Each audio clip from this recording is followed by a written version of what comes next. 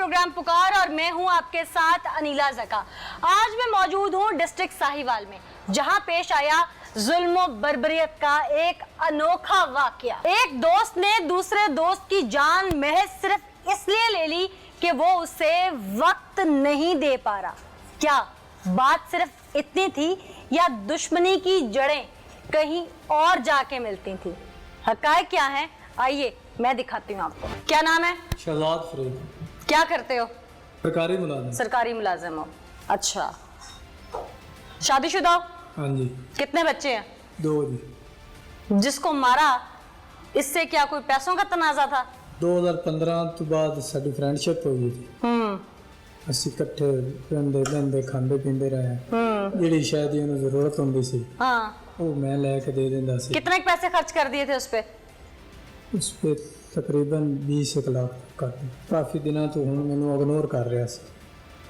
मतलब मुझे समझ ही नहीं आई बात। पहले मेरा दोस्त था ना जी। हाँ। ਅਸੀਂ ਇਕੱਠੇ बहते उठिंदे खांदे पींदे जी। अच्छा, तुम कहते हो कि तुमने 20 लाख रुपया उस पे खर्च कर दिया? जी मैडम।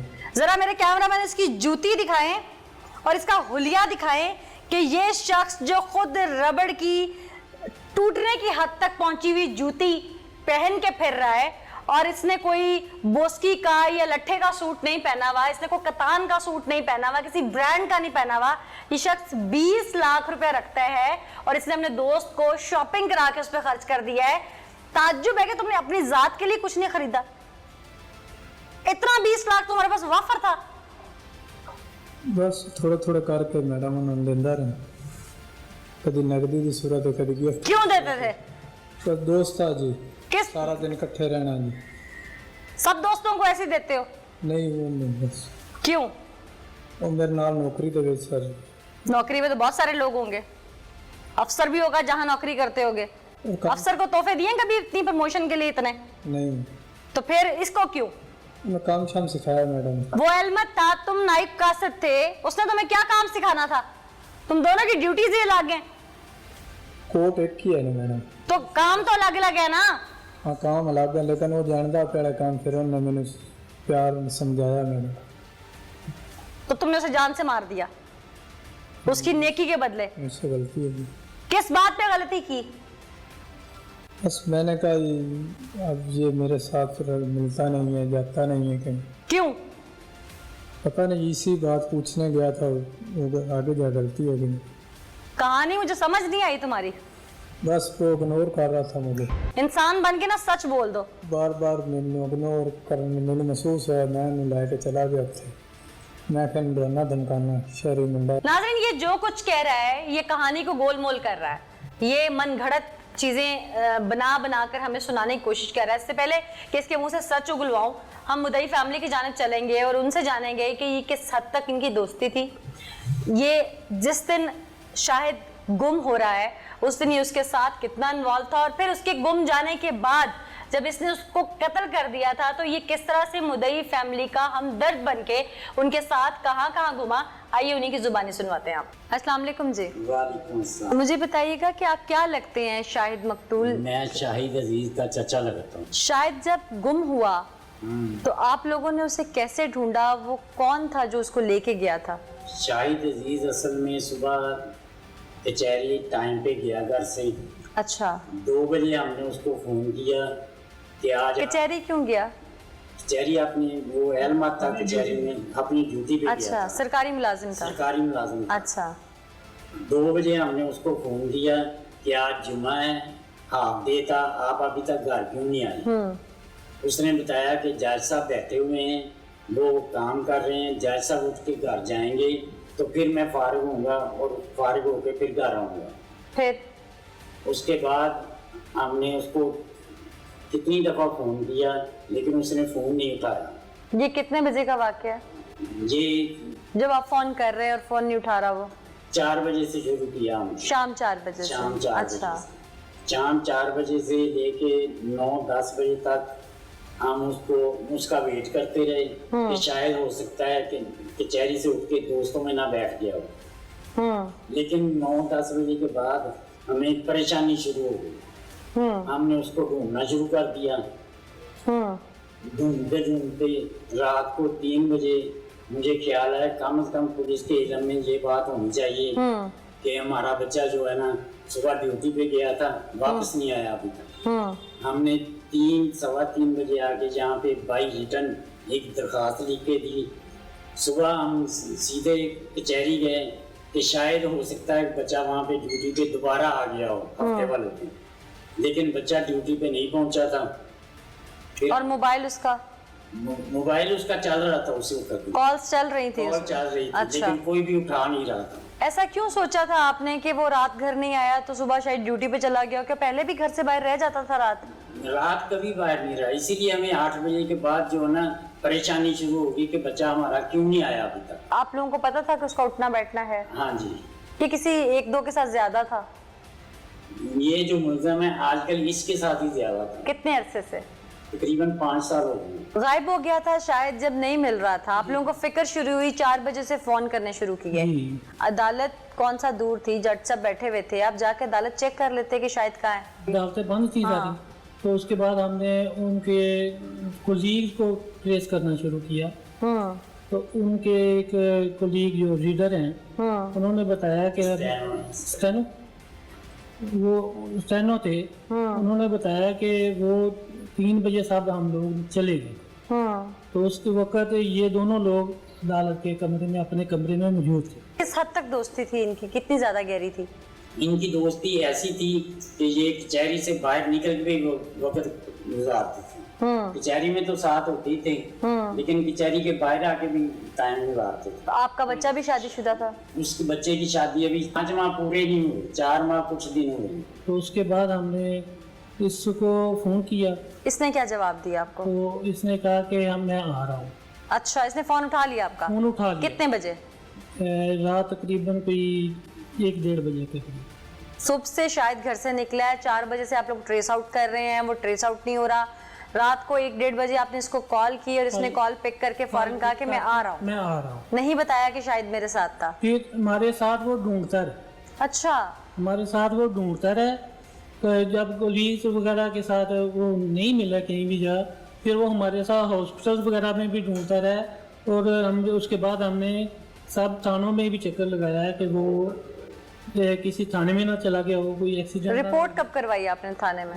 रिपोर्ट रात 3 बजे। ये आपके साथ आया? वो भी साथ था। अच्छा, वो भी साथ था। हम घर आ गए, वो भी हमारे साथ हमारे घर आया। फजर का टाइम था। अच्छा, वो आप लोगों के साथ साथ रहा है? वो साथ साथ रहा। आप लोगों को कोई शक हुआ था इसके दोस्त के ऊपर? इसके दोस्त पर सुबह ना आने के बाद हमें शक में होना शुरू हुआ कि ये उसका इतना गहरा दोस्त है। हाँ। तो आया क्यों नहीं? नाज़रीन, 2 सरकारी मुलाजिम, एक कातिल दूसरा मकतूल, क्या वजह थी? गहरे दोस्त, 5 साला दोस्ती जो कि यकदम दुश्मनी में बदलती है और किसी को कानो कान खबर नहीं होती। इस दुश्मनी की वजह क्या है, आइए हम बताते हैं। हाँ भाई। जी मैडम। यादाश्त वापस आई है? जी मैडम। क्या थी सच्चाई? चाहिए ये मैडम। मेरे पहले दिन मुलाकात हुई, किस तरह से हुई? मैडम 2 दिन मेरी नौकरी होगी ना, तीसरे दिन मैं ना फैला रखन गया, फैला डिगियां ना, ते रीडर साहब ने आख्या भी तू काम की तरफ ध्यान नहीं देना। ते ध्यान का होता था तुम्हारा? पहले स्टूडेंट लाइफ है जी, कॉलेज से फ्री हुए तो मैं नौकरी लग गया। कॉलेज से फ्री हुए और उर्दू नहीं आती? ते उस तो बाद नौकरी लग गया। कितना पढ़े हुए हो? मैं मैट्रिक। तो मैट्रिक कौन से कॉलेज से होता है भाई? हाँ जी। मैट्रिक कौन से कॉलेज से होता है? प्राइवेट मैडम, आईटी विलेज थे। तो कॉलेज से थोड़ी होता है मैट्रिक, तो स्कूल बेसिक एजुकेशन है। ओ नो मैडम, वो कॉलेज ही अंदर, सॉरी स्कूल है वो। अच्छा, वहां से फ्री होकर तुम नौकरी पे चले गए, वहां तुम्हारी मुलाकात हो गई, इसने तुम्हें काम सिखाया, उसके बाद दोस्ती कैसे बढ़ाई इसके साथ? दोस्ती मैडम इकट्ठे रहते 2 साल से इकट्ठे रहे हैं मैडम। इकट्ठे क्या घर में रहते थे? नहीं, उत्थे अदालत है जी। अदालत में तो नौकरी के टाइमिंग है ना, 2-3 बजे तक दोपहर। उस तो बाद यानी कि वो मैंने चीज़ां सूट असीं इकट्ठे लैने शुरू कर दिते। सौदा सलफ जेह्ड़ी गल पुछनी होवे 10 दिंदा जी मैडम। कोई काम शहर दा होवे तो करा दिंदा जी। मुझे तुम 2 साल की कहानी सुनाई है, अगले 3 साल बीच में से खा गए हो। उस तो बाद उन्हां दा ट्रांसफर हो गया ते मेरा ट्रांसफर होर जगह ते हो गया, उन्हां दा उस जगह ते हो गया। लेकिन असीं डेली 1 ਤੋਂ 2 ਵਜੇ ਖਾਣਾ ਇਕੱਠੇ ਖਾਂਦੇ ਐਸੇ। ਉਸ ਤੋਂ ਬਾਅਦ ਆਊਟਿੰਗ ਤੇ ਜਾਣਾ, ਹੋਟਲਾਂ ਤੇ ਜਾਣਾ, ਇਕੱਠੇ ਜਾਣਾ। ਫਿਰ ਉਹਨੇ ਮੇਰੇ ਕੋਲ ਪਿੰਡ ਆ ਜਾਣਾ, ਹਰ ਜੁਮੇ ਇਤਵਾਰ ਪਿੰਡ ਆ ਜਾਣਾ। ਆਊਟਿੰਗ ਸ਼ਾਊਟਿੰਗ ਤੇ ਨਿਕਲ ਜਾਣਾ ਜੀ। फिर ਦੋਸਤੀ ਸਾਡੀ ਉਵੇਂ ਹੀ ਚੱਲਦੀ ਰਹੀ। फिर ਹੁਣ ਆ ਕੇ 2021 ਦੇ ਵਿੱਚ ਨਾ ਹੁਣ ਥੋੜੀ ਜਿਹੀ ਦੋਸਤੀ ਮੇਰੇ ਨਾਲ ਘਟਾ ਲਈ ਮੈਡਮ। क्यों क्यों ਮੈਡਮ ਉਹਦੀ ਸ਼ਾਦੀ ਹੋ ਗਈ, की शादी हो गई? ਫਰਵਰੀ ਮਾਰਚ ਚ ਉਹਦੀ ਸ਼ਾਦੀ ਹੋ ਗਈ। फिर ਉਸ ਤੋਂ ਬਾਅਦ ਮੈਂ ਉਸ ਤੋਂ ਪੁੱਛਾਂ ਸ਼ਾਇਦ ਕੀ ਗੱਲ ਹੈ, ਉਹ ਮੈਨੂੰ ਕੋਈ ਨਾ ਦੱਸੇ। ਫਿਰ ਮੈਂ ਜੁਮੇ ਵਾਲੇ ਦਿਨ ਉਹਨੂੰ ਇੱਕ ਸਾਈਡ ਤੇ ਲੈ ਗਿਆ। उसकी शादी हो गई, उसने तुम्हें टाइम देना बंद कर दिया। ये इतनी बात थी या बात इससे आगे कहीं और जा चुकी? आसिफ नवाज साहब, आपने इंटेरोगेट किया होगा सारे मामले को। ये इतनी दरीना दोस्ती यकदम ऐसी दुश्मनी में बदली कि जान ही ले ली। दोस्ती में तो कोई फूल नहीं मारता एक दूसरे को। बिस्मिल्लाहिर्रहमानिर्रहीम। ये मैं बताता चलूँ कि ये 6 तारीख को जुमे के दिन ये अहलमद जो अपनी कोर्ट के टाइमिंग्स के वक़्त के बाद घर नहीं पहुंचा, तो ये मिसिंग उस वक़्त ये पाया गया, अपने घर ना पहुंच सका। तो इसके जो पेरेंट्स हैं, वो जो इसके जो रिश्तेदार हैं जिनके पास ये रह रहा था, तो उनको तशवीश हुई कि ये कहाँ गया। तो सैटरडे को पुलिस को रिपोर्ट हुई कि ये अहलमद घर नहीं पहुंचा। तो जिस पर हमारे DPO साहब काशिफ असलम साहब ने ASP सलमान ज़फ़र साहब की सरबराही में एक टीम तश्कील दी, जिसमें हमने फ़ौरी तौर पे इनकी FIR रजिस्टर की। और FIR रजिस्टर करने के बाद जब हमने इन्वेस्टिगेट किया तो पता चला कि ये जो मकतूल शाहिद है, ये शहजाद के साथ ही आफ्टर कोर्ट टाइमिंग्स ये उसके साथ रवाना हुआ था और उसी को ही पता था कि ये कहाँ गए हैं। जब शहजाद को हमने थोड़ा सा इंटेरोगेट किया इस मामले में, तो उसने सारा सच उगल दिया। इनकी लड़ाई किस बात पे थी? जी, ये शहजाद की लड़ाई जो बेसिक रीज़न ये थी कि ये काफ़ी गहरे दोस्त थे। तकरीबन 5 साल से इनकी आपस में दोस्ती थी। और क्योंकि ये मकतूल जो शाहिद है, इसकी तकरीबन 3-4 माह कबल शादी हुई थी। तो शादी के बाद ये प्रॉपर उसको दोस्ती में जो इसके साथ आफ्टर ये कोर्ट ड्यूटी ये बैठते थे, खाना खाते थे, इकट्ठे घूमते फिरते थे, तो वो प्रॉपर टाइम नहीं दे पा रहा था। तो जिसकी वजह से ये इसको था कि ये क्यों मुझे प्रॉपर टाइम नहीं दे रहा, इस वजह से इसने इसको मर्डर कर दिया। इसका सिर्फ यही रीज़न निकली, कोई और रीज़न नहीं थी? जी, अभी फिलवक्त तो हमारी जो इन्वेस्टिगेशन है उसमें ये चीज़ सामने आई है। अभी अंडर प्रोसेस है। जी, फर्दर ये मुलजिम हमारे पास रिमांड पे है, इसकी मजीद हम इंटेरोगेशन कर रहे हैं। तो जैसी कोई चीज़ सामने आएगी वो भी हम इंशाल्लाह ज़रूर शेयर करें। ठीक, ऐसी खास कौन सी चीज़ अभी तक आपको समझ आई कि जिसकी वजह से इनकी आपस की लड़ाई हुई? देखें, इसमें मैडम ये जब इसमें दोस्ती इनकी काफ़ी ज़्यादा थी और 4-5 साल से इकट्ठे उठते बैठते थे, खाना भी इकट्ठे खाना, एक दूसरे के घर भी जाना और शाम के वक्त घूमना फिरना भी। तो जब इसकी शादी हुई तो इसने जो मकतूल शाहिद है, ये इसको उसने जब ये जाते थे कोर्ट टाइमिंग्स के बाद, वो घर चला जाता था, तो वो इसका फ़ोन नहीं अटेंड करना, इसके साथ उठना बैठना नहीं, इसके साथ जाना नहीं, तो वो इसको इग्नोर कर रहा था काफ़ी दिन से। तो वो इसको अपनी फैमिली को टाइम देना। क्या पैसों का कोई लेन देन का मामला तो नहीं था इनका? नहीं, पैसों का कोई लेन देन मामला नहीं था। हाँ। ये जस्ट उसने उसको जैसे अभी 20 लाख की कहानी सुना रहा था नहीं, मुझे। ऐसी कोई बात नहीं है।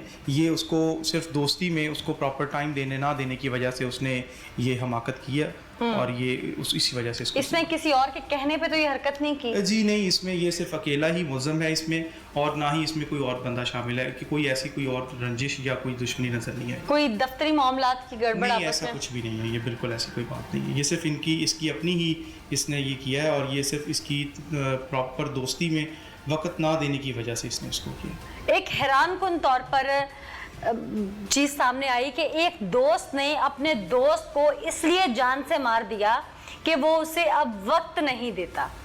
हमारा मुआशरा आखिर किस जानिब चल पड़ा है?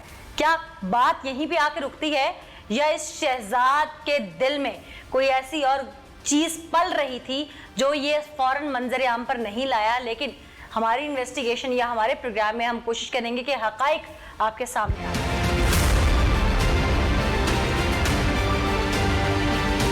हाँ भाई जी मैडम। ऑफिस से सीधा सैर के लिए निकल गए थे? हाँ जी। तुम झूठ बोल रहे हो, तुमने उसको घर ले जाके खाना खाया है पहले? नहीं मैडम। कहाँ खाया था खाना? ऑफिस कैंटीन पे। फिर 1:24 ਤੇ ਮੈਨੂੰ ਉਹਦੇ ਘਰਦਿਆਂ ਦੀ ਕਾਲ ਆਈ। फिर ਸ਼ਾਇਦ ਘਰ ਨਹੀਂ ਆਇਆ। ਮੈਂ ਕਿਹਾ ਮੇਰੇ ਨਾਲ ਤੋਂ 3-3:30 ਵਜੇ ਫੁੱਟ ਗਿਆ। ਉਹਨਾਂ ਆਖਿਆ ਵੀ ਨਹੀਂ ਤੂੰ ਆ ਤੇ ਆਪਾਂ ਢੂੰਢੀਏ। ਫਿਰ ਮੈਂ ਆ ਗਿਆ, ਫਿਰ ਅਸੀਂ ਲੱਭਦੇ ਫਿਰੇ। तुम्हें पता था कि तुम उसे मार के फेंक आए हो और तुम उसके घर वालों के साथ ढूंढते रहे? जी मैम। कहाँ कहाँ गए थे ढूंढने के लिए? सिविल अस्पताल गए हैं। आसिफ साहब, क्या ये फैमिली के साथ मिलके वाकई ढूंढता रहा? इसमें क्या सच्चाई है? जी ये बिल्कुल, जब इसने ये इंसिडेंट कर लिया और इस वक्त हुआ के बाद ये उनके वर्सा के साथ मिल के ढूंढता रहा और इसने बिल्कुल शक नहीं होने दिया इस बात का कि मैंने उसको कत्ल कर दिया है। और ये मुख्तलिफ़ जगहों पे जाके होटलों में, थानों में और मुख्तलिफ़ जगहों से पता करता रहा और ये इसने बिल्कुल पता ही नहीं चलने दिया कि मैंने उसको कत्ल कर दिया। शक कैसे हुआ आपको इसी के ऊपर, क्योंकि ये तो बड़े अच्छे दोस्त थे? इसमें हम साइंटिफिक तरीके से भी इसको इन्वेस्टिगेट कर रहे थे और ये क्योंकि इसका बहुत करीबी दोस्त था तो हमें ये पता था कि ये इसको कुछ ना कुछ ज़रूर पता होगा इसके बारे में। और जब हमें इर्द गिर्द से भी पता चला कि ये बहुत इनकी क्लोजनेस थी और आखिरी दफ़ा ये इकट्ठे देखे गए थे, तो इसी को हमने सस्पेक्ट बनाते हुए इस चीज़ को हमने इसको आगे लेके चले और ये हमारे लिए एक ब्लाइंड मर्डर जो था। ये इजीली अरेस्ट हो गया था? जी बिल्कुल, इसको क्योंकि ये अपनी तरफ से ये घूम रहा था, इसको पता नहीं था कि मुझ पे कोई शक किया जा रहा है, तो इसको फिर हमने अरेस्ट करके इससे इंटरोगेट किया। तो इजीली मान गए, टेक्निकल तरीके से मनाया? जी बिल्कुल, इसको टेक्निकली तरीके से तमाम चीज़ों को मद्देनजर रखते हुए इसको जब इन्वेस्टिगेट किया, इंटरोगेट किया गया तो इसने फौरी तौर पर। ठीक, हाँ भाई, फुल ड्रामा करने की पूरी कोशिश की थी हैं? जी मैडम, मैं आख्या भी मेरे नाल तो फुट गया, मैं ਤੁਹਾਡੇ ਨਾਲ ਤਲਾਸ਼ ਕਰਾਨਾ जी। फिर कहाँ ढूंढते रहे? ਫਿਰ ਅਸੀਂ ਹਸਪਤਾਲਾਂ ਜਿੱਥੇ ਜਿੱਥੇ ਉਹਨਾਂ ਆਖਿਆ, ਜਿੱਥੇ ਜਿੱਥੇ ਤੱਲਾਕਾ ਉਹਨਾਂ ਦਾ ਉਹਨਾਂ ਨਾਲ ਫਿਰਦਾ ਤੁਰਦਾ ਰਿਹਾ, ਸੜਕਾਂ ਤੇ, ਹੋਟਲਾਂ ਤੇ, अच्छा, ਇੱਥੇ ਫਿਰਦਾ ਰਿਹਾ ਜੀ। उसकी तस्वीर दिखाते रहे लोगों को? नहीं, वो 2 बजे का टाइम आ जी, उस टाइम लोग। घर वाले तो परेशान होंगे ना उसके? तुम भी परेशान हुए थे कि मिल नहीं रहा? हाँ जी, फिर मैं तो परेशान होना ही सी। ये ड्रामा क्यों कर रहे थे तुम? मैं कभी उन्होंने पता ही ना चले या उन्होंने दसा, मैं ऐसे कशमकश च फिर रहा सी। अच्छा, फिर सुबह कितने बजे गए तुम घर? मैं गया 5 बजे। क्या क्या गए उस फैमिली को? उन्होंने आख्या भी हूँ आप सौ जाने, सुबह फिर आप आ जाएंगे 9-10 बजे। फिर तुम्हारा इतना अच्छा दोस्त था, तुम ड्रामा करने दोबारा गए उसके घर? नहीं, फिर मैं आधे दफ्तर से फोन करके पूछा कि वो मिला या नहीं? राब्ता चलता रहा जी उन्होंने दोस्तों। तुम्हारे साथ? हाँ जी। करते रहे फोन तुम्हें? हाँ जी। फिर अगले दिन डेड बॉडी देखी थी वहां जाके कि पड़ी है कि नहीं?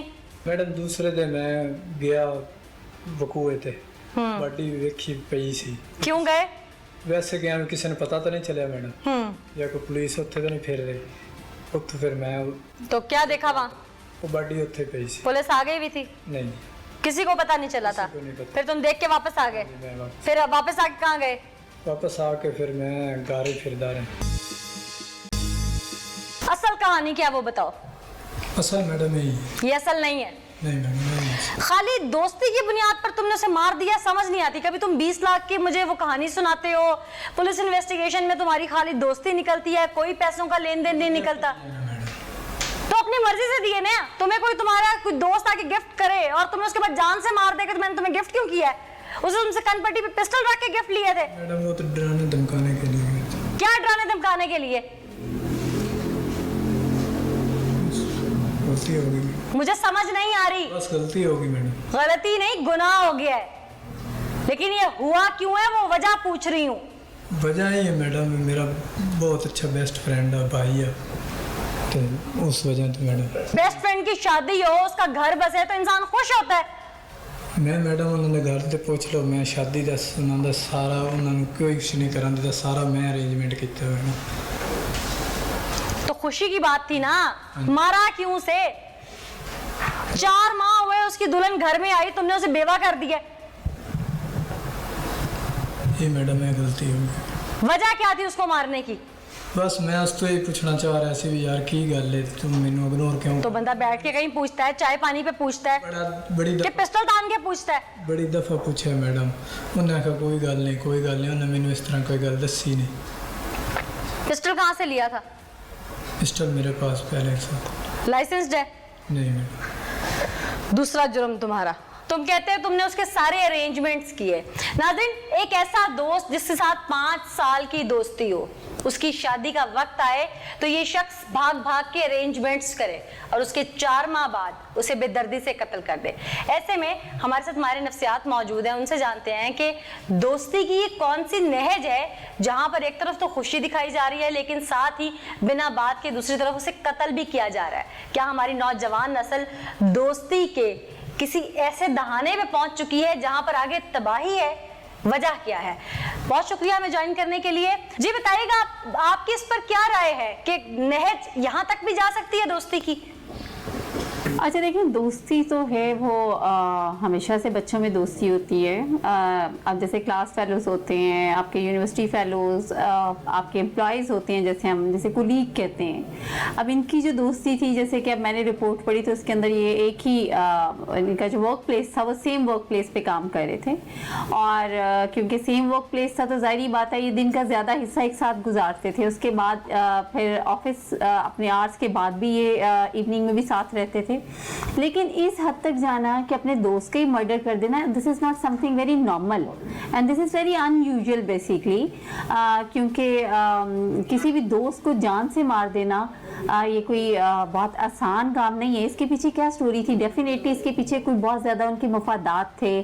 किस किस्म की दोस्ती या रिलेशनशिप हो सकता है? क्या वो इतना डिपेंडेंट था उसके ऊपर? देखिए, हमने इन तमाम चीज़ों को भी तो रूल आउट करना है ना, कि वो इतना डिपेंडेंट था अपने इस दोस्त के ऊपर जिसकी कि चंद माह पहले शादी हुई है, और उसकी कौन सी ऐसी बात थी जो उसको इतनी नागवार गुजरी कि उसको जान से ही मार दिया गया। और जहाँ तक मेरी ऑब्जर्वेशन है इस केस से रिगार्डिंग, तो उसमें यह है कि देवर इन रिलेशनशिप बेसिकली, क्योंकि दोस्ती के अंदर आपकी जितनी भी डिपेंडेंसी होती है तो उसमें तो बहुत ज़्यादा केयर होती है, एक प्रोटेक्शन होती है, अच्छे बुरे टाइम में सपोर्ट होती है।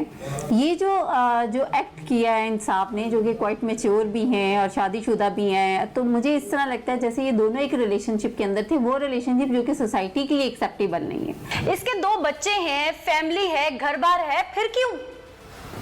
देखिए, अब दोबारा से अगर हम देखें तो ये एक बीमारी है और ये सोसाइटी के अंदर बहुत आम है और एक टैबू है। इट्स लाइक टैबू जिसको हम डिस्कस नहीं करते हैं, और ना ही हम इनको डिस्कस करते हैं, ना ही हम इन इश्यूज़ को जो है वो सामने लेके आते हैं। बल्कि जो हमने न्यूज़ मैंने इससे रिलेटेड पढ़ी थी उसमें भी यही था कि शादी के बाद प्रॉपर टाइम ना देने पर अपने दोस्त का कत्ल कर दिया, और इसको बहुत ज़्यादा सोशल मीडिया पे एज जो फन भी हाईलाइट किया गया, मुझे बहुत लोगों ने शेयर किया।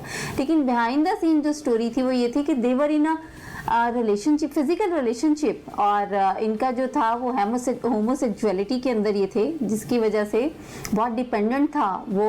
It's a kind of addiction. और अगर आप ये देखें तो उसको प्रॉपर, क्योंकि वो शादीशुदा हो गया था, उसकी अपनी रिस्पॉन्सिबिलिटीज़ बढ़ गई थी, उसकी अपनी अटैचमेंट थी अपनी वाइफ के साथ, तो जब उसने उसके उस एक्ट के ऊपर रिफ्यूज़ किया होगा या उसने उसको कोई भी इस तरह का रिस्पॉन्स दिया होगा जो कि उसके लिए एक्सेप्टेबल नहीं होगा, क्योंकि it's a dependency. Homosexuality is very common, it's very common in Pakistan. अगर मैं देखूं तो पाकिस्तान के अंदर भी इस टाइम 7% है, जो लास्ट रिसर्च हुई है उसके अंदर पाकिस्तान के अंदर HIV जो एड्स के पेशेंट हैं उनकी तादाद 7% मर्दों में ज़्यादा है, जस्ट बिकॉज ऑफ होमोसेक्सुअलिटी की वजह से। तो हम इस चीज़ को डिस्कस नहीं करते हैं। ठीक, अच्छा ये बताइएगा कि हमारी नौजवान नस्ल को इस तबाही से रोका कैसे जा सकता है? फैमिली मेंबर्स कैसे इसको ट्रीट कर सकते हैं, या मेडिकली हम इसको किन बुनियादों पर देखते हैं? हाँ जी बिल्कुल, देखिए हर बीमारी का इलाज है, लेकिन इलाज के लिए एक्सेप्टेंस होना बहुत ज़रूरी है। देखिए, माँ को पता होता है कि मेरे बेटी की क्या एक्टिविटीज़ हैं। माँ से ज़्यादा अपने बच्चों की ऑब्जर्वेशन कोई नहीं होती, बाप से ज़्यादा बहन भाइयों को पता होता है हमारे भाई की क्या एक्टिविटीज़ हैं। देखें, बच्चा जो है वो अपने कुलीग के साथ इस हद तक अटैच था, फ़ोन कॉल्स, बातें, घर से बाहर रहना, पेरेंट्स को फौरन से पता चल जाता है कि ये किस तरह की एक्टिविटीज़ में। फिर बच्चे की कुछ लड़कों में इस तरह की टेंडेंसीज जो हैं वो डेवलप होना शुरू हो जाती हैं, जैसे लड़कों में इंटरेस्ट लेना, लड़कियों से अवॉइड करना, बातचीत करना, लड़कियों से बहुत ज़्यादा फियरफुल होना, और बहुत ज़्यादा से डिफरेंसेस से जनरेट करना, आइसोलेट हो जाना, अपने रूम में ज़्यादा रहना, घबराना, एंग्जाइटी होती है ऐसे लोगों के अंदर, ऐसे पेशेंट्स के अंदर बहुत ज़्यादा।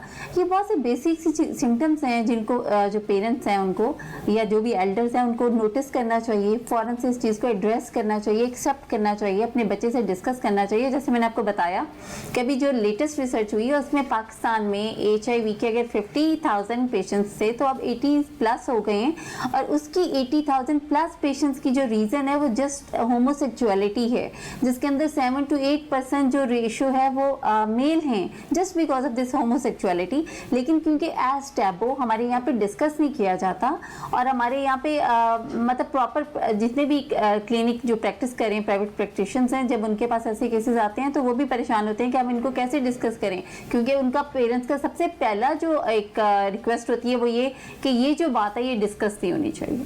ठीक, बहुत शुक्रिया हमें अपनी कीमती राय देने के लिए। हाँ भाई, नफ्सियाती बुनियादों पे तो तुम मुझे तो ठीक ठाक लग रहे हो, अब अपनी जो ये काली करतूत की है इसकी सच्चाई भी बता दो। मैडम इस तरह कोई सच्चाई नहीं। उस दिन प्लान कैसे किया था? मैं मैडम ਉਹਨੂੰ ਇੱਥੇ ਲਿਆ ਜੀ ਦਫ਼ਤਰੋਂ ਜੀ ਘਰ ਲਾ ਤੋਂ ਬਾਹਰ ਲੱਡੇ ਲੈ ਗਏ ਜੀ ਉੱਥੇ ਆਦੀ ਮੋਟਰਸਾਈਕਲ ਰੱਖੀ ਪਿਸਟਲ ਚੱਕਿਆ पिस्टल कहाँ से उठाया? ਉੱਥੇ ਮਕਾਨ ਤੋਂ अच्छा ਤੇ ਉਹਨੂੰ ਲੈ ਕੇ ਇੱਥੇ ਲੈਂਕ ਲਹਿਰ ਤੇ ਚਲਾ ਗਏ। फिर ਉੱਥੇ ਮੈਂ ਉਸ ਤੋਂ ਪੁੱਛਿਆ ਮੈਂ ਕਿਹਾ ਸ਼ਾਇਦ ਨਾ ਮੈਨੂੰ ਦੱਸ ਵੀ ਤੂੰ ਮੈਨੂੰ ਕਿਉਂ ਇਗਨੋਰ ਕਰ ਰਿਹਾ। कितने बजे का वकूआ था ये? ਇੱਥੋਂ 3 ਵਜੇ ਨਿਕਲਿਆ 3:30 ਉੱਥੇ ਪਹੁੰਚ ਗਏ ਹੋਵਾਂਗੇ। फिर ਤੇ ਉਹਨੇ ਮੈਨੂੰ ਆਖਿਆ ਵੀ ਯਾਰ ਐਸੀ ਕੋਈ ਗੱਲ ਨਹੀਂ ਤੂੰ ਐਵੇਂ ਜ਼ਹਿਨੀ ਤੌਰ ਤੇ ਤੂੰ ਮਹਿਸੂਸ ਕਰ ਰਿਹਾ। ਮੈਂ ਕਿਹਾ ਨਹੀਂ ਵੀ ਕੋਈ ਸ਼ਾਇਦ ਕੋਈ ਗੱਲ ਹੈ। ਤੇ ਉਸ ਤੋਂ ਬਾਅਦ ਮੈਂ ਪਿਸਟਲ ਕਢਿਆ ਬੋਲਟ ਮਾਰਿਆ। कहाँ मारी थी गोली? नाज़रीन, ये ऐसा शातिर सफाक मुल्ज़िम था जिसने अपने दोस्त को मौत के घाट उतार दिया। जो रीज़न ये बिहाइंड बता रहा है, अभी अंडर इन्वेस्टिगेशन है सारी सूरत हाल के पीछे मामला क्या है, क्योंकि मामले के अंदर कहीं ना कहीं जलेबी की तरह बल नज़र आ रहे हैं। तो मामला यकीनन तफ्तीश तलब है, लेकिन इसने अपने दोस्त को इसलिए मार दिया कि उसकी शादी हुई है, वो अपनी बीवी को वक्त दे रहा है, 4 माह हो गए हैं वो इसको वक्त नहीं दे पा रहा। इस कश्मकश में, इस अना में, गुस्से में, इस इश्तियाल में इसने उसके दिमाग में गोली मार दी। यानी कि अभी शायद उन कपड़ों का रंग फीका नहीं हुआ, अभी उस सुहागन की हाथ की मेहंदी शायद फीकी नहीं पड़ी होगी। इकलौता बेटा वो अपने घर का, सरकारी मुलाजिम, 30 साल उसकी उम्र, घर में अभी खुशियाँ पूरी तरह से रंग बिखेरने ही वाली थी कि इसने सफ़े मातम बिछवा दिया। खुदारा मैं देखने वालों से भी इल्तमास करूंगी कि ऐसी सोबत और ऐसे दोस्तों से बचें जो आपको गलत रंगत देते हैं, सोबत देते हैं और उसके बाद अंजाम इतना भयानक होता है कि दुनिया से जाने वाला चला जाता है, लेकिन जो पीछे रह जाते हैं वो पल पल तब तक मरते हैं जब तक उनको मौत अपने आगोश में समेट नहीं लेती। उसमें बहुत सारे रिश्ते हैं, वालिदैन होते हैं, बहन भाई होते हैं, और सबसे बड़ी चीज़ एक जग हंसाई होती है ऐसी बुरी सोबत के नतीजे में, जो पीछे रहने वालों को फेस करनी पड़ती है, उन बहनों को फेस करनी पड़ती है जो अभी शायद रिश्तों की मुंतजर आपके घर में बैठी होती हैं। तो आपका एक अमल कई ख़ानदान तबाह कर देता है। आज की सीख के साथ मुझे नीला ज़का को इजाज़त दीजिए। अगले एपिसोड में दोबारा हाजिर होंगे, तब तक के लिए अल्लाह ने के बाद।